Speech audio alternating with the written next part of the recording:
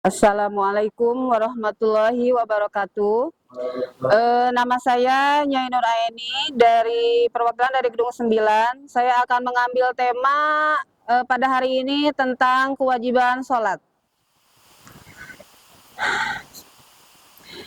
Assalamualaikum warahmatullahi wabarakatuh.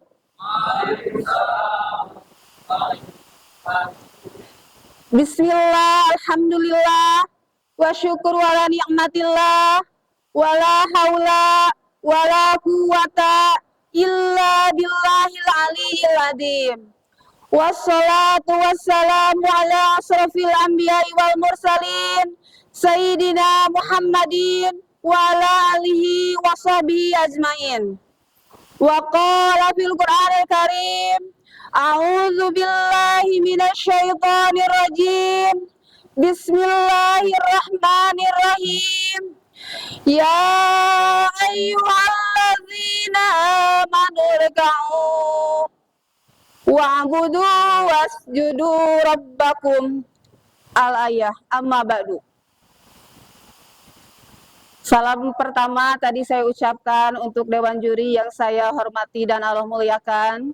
Salam kedua saya khususkan untuk para panitia dari Serikat SPSI yang sudah menyelenggarakan acara perlombaan ini. Saya ucapkan terima kasih banyak atas kesempatan yang sudah diberikan kepada saya. Sholawat serta salam mari kita curah limpahkan ke baginda alam, yakni Habibana wa Nabiyana Nabi besar Muhammad Sallallahu Alaihi Wasallam.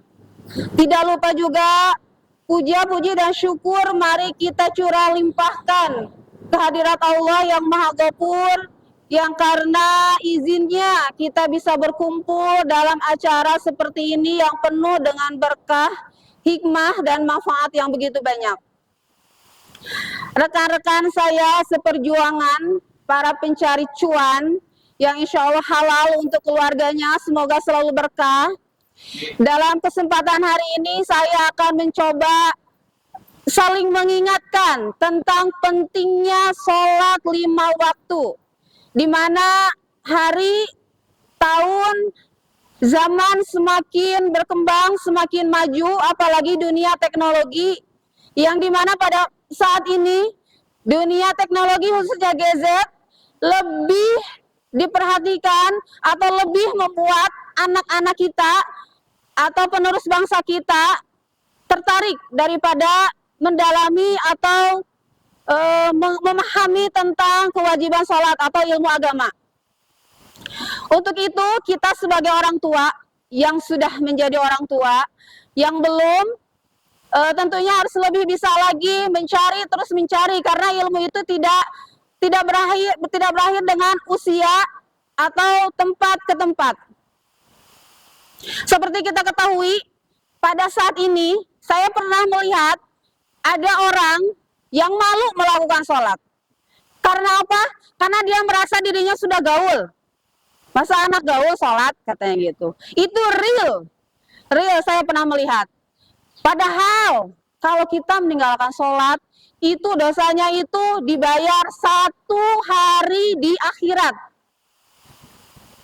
Rekan-rekanku tahu tidak, 1 hari di akhirat sama dengan berapa ribu tahun di dunia? Ada yang tahu nggak? 1000 tahun di dunia. Bayangkan, 1 kali kita meninggalkan sholat, itu setimpal dengan 1000 hari di dunia. 1 kali 5 waktu. Berapa ribu kalau kita meninggalkan selama 5 waktu dalam 1 hari? Iya. Jadi, seperti yang kita ketahui, sholat itu adalah inti dari semua ibadah yang kita lakukan. Ketika manusia melakukan puasa, masih bisa berjualan, bisa?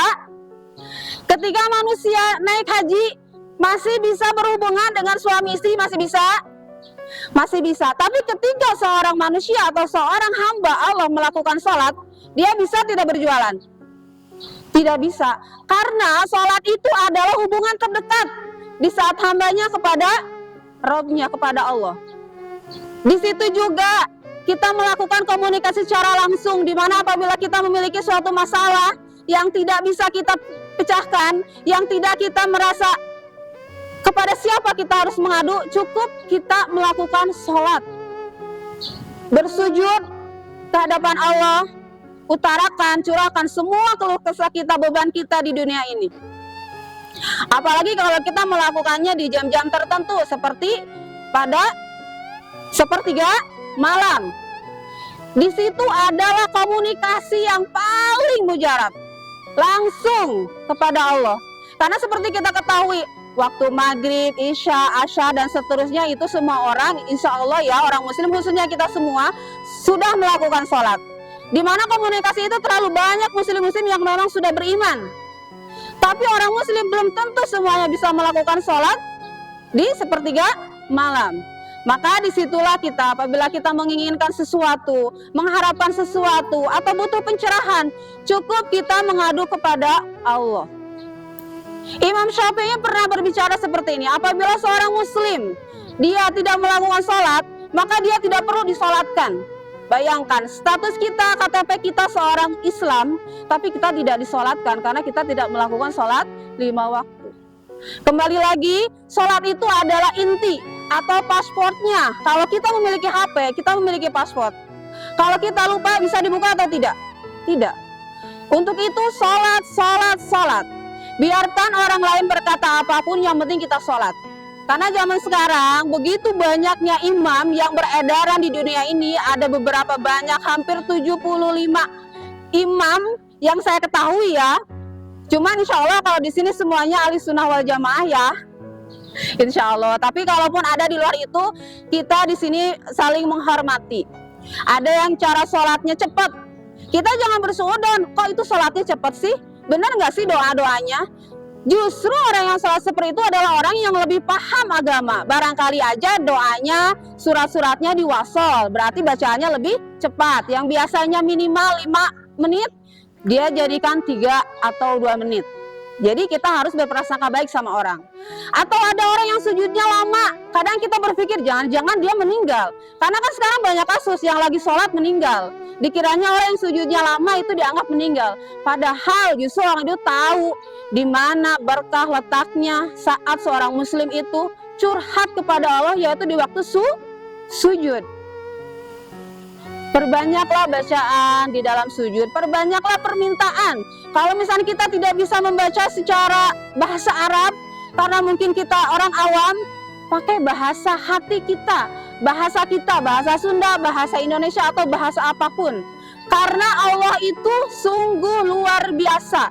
Bahasa apapun Allah itu mengetahui, karena Allah pemilik semua yang ada di muka bumi ini. Jadi sekali lagi saya mengingatkan, as-sholatu imaduddin, sholat itu adalah tiangnya agama. Kalau kita sudah meninggalkan sholat, maka amalan sebesar apapun, sebaik apapun akan hancur, sirna, tidak ada gunanya. Karena sholat itu adalah rukun Islam yang kedua. Yang pertama, syahadat. Syahadat itu adalah syarat seorang manusia masuk muslim. Yang kedua, sholat. Yang ketiga apa? Zakat. Yang keempat, puasa. Yang kelima, naik haji untuk orang yang mampu. Bagi orang yang tidak mampu, ada pahalanya sama seperti naik haji, yaitu menikahi seorang janda. Jadi apabila kita tidak mampu nih, karena sekarang kan kalau naik haji itu butuh waktu 10 tahun itu untuk cicilan. Cukup kita menikahi janda dengan niat yang baik, dengan niat beribadah setiap hari. Karena nikah itu adalah ibadah terlama, terpanjang dibanding yang lainnya. Jadi sekali lagi, yuk kita bareng-bareng perbaiki sholatnya, karena sholat itu adalah kunci kesuksesan di dunia dan di akhirat. Dari saya dicukupkan sekian. Mohon maaf apabila ada kekurangan, itu kekurangan dari saya. Apabila ada kelebihan, itu adalah kelebihan yang Allah berikan kepada saya. Dari saya dicukupkan sekian. Wabillahi taufiq wal hidayah. Wassalamualaikum warahmatullahi wabarakatuh.